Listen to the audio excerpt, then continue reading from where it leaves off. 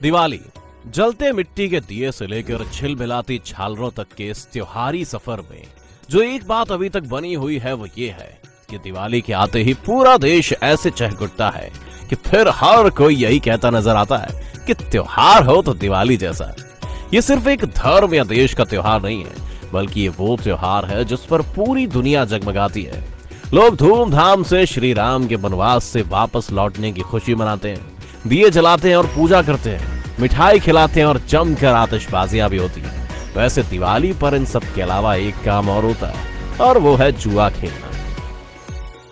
दिवाली के त्योहार पर जुआ खेलना लगभग एक रिवाज सा बन चुका है। लोग इस दिन जुआ खेलने को काफी शुभ मानते हैं और साल भर बड़ी बेसब्री से इस त्योहार का इंतजार करते हैं।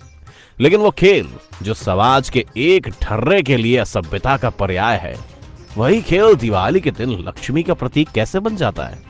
आखिर क्यों दिवाली के दिन जुआ खेलना शुभ माना जाता है? आइए आज हम आपको बताते हैं कि आखिरकार क्यों खेला जाता है दिवाली के दिन जुआ।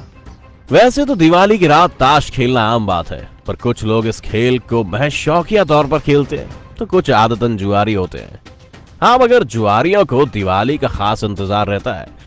हिंदू पौराणिक कथाओं और दंत कथाओं के अनुसार ऐसा माना जाता है कि दिवाली की रात भगवान शिव और माता पार्वती ने पूरी रात चौसर खेला था।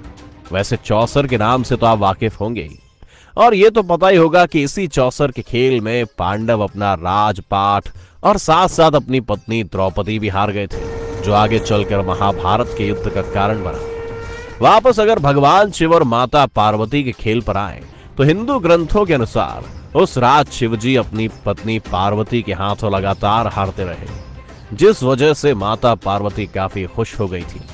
अपनी पत्नी की खुशी में कहीं ना कहीं शिवजी की भी खुशी थी, क्योंकि शिव थे तो अर्धनारीश्वर ही, जिनका आधा हिस्सा तो माता पार्वती का ही था।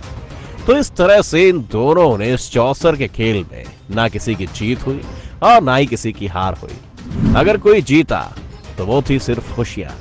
इस जीत और हार से परे इस चौसर के खेल को फिर लोगों ने शुभ मानकर खुशियां बांटने के उद्देश्य से खेलना शुरू कर दिया, जो आज ताश की मदद से खेला जाता है।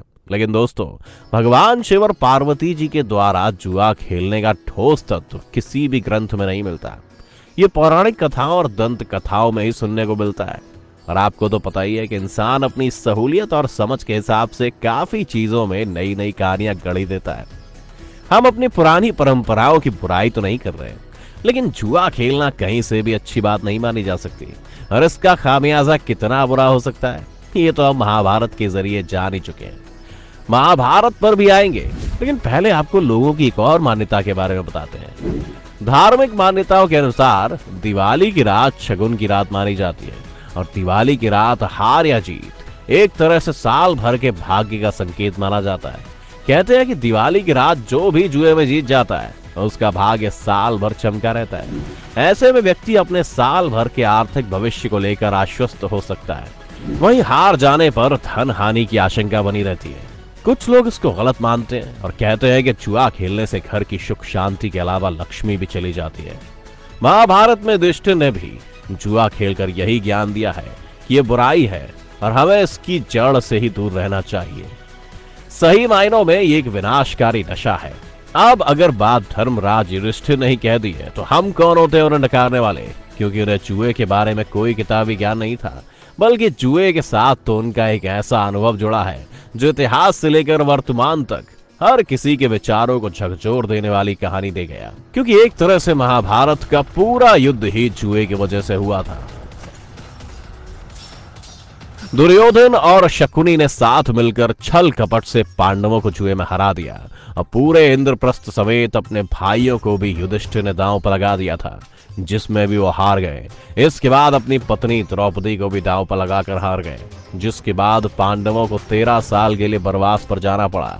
भगवान श्री कृष्ण ने अर्जुन से कहा था कि अगर युधिष्ठिर में जुआ खेलने की आदत ना होती तो उन्हें भगवान का दर्जा मिल जाता, क्योंकि उनमें बाकी सारे गुण मौजूद थे, लेकिन जुए की लत के कारण उनके सारे गुण दब गए।